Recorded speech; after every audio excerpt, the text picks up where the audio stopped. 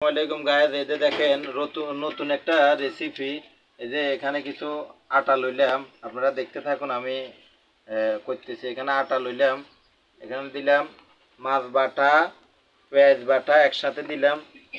এটির সাথে মাছ বাটা, পেঁয়াজ বাটা একসাথে দিলাম। এরপরে দিলাম এখানে, এই যে আপনারা দেখেন, এটা হলো আলু বাটা। জীবনে দেখছেন কিনা জানি না, আলু বাটা একসাথে দিলাম। আজ একটা নতুন রেসিপি শেয়ার করতেছি আপনাদের সামনে। এই যে এটা হলো আলু বাটা।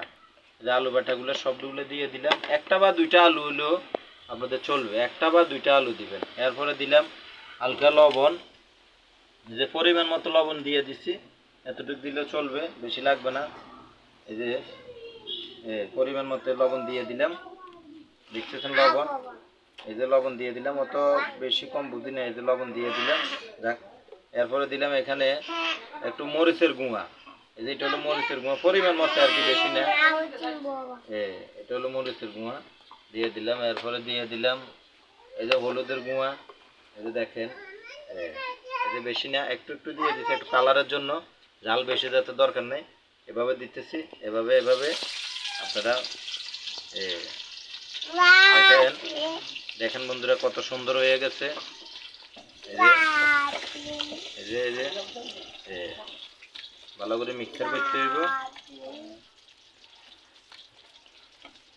এই যে মিক্সার হয়ে গেছে। এবার আসসালামাইকুম। দেখেন বন্ধুরা, এই যে আমি এখন দিতেছি, দেখেন খানাটা। এই যে দেখো, এই যে দেখেন, এই যে দেখেন,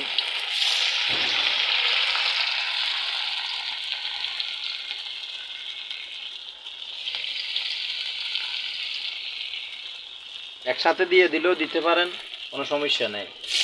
এই যে দেখছেন,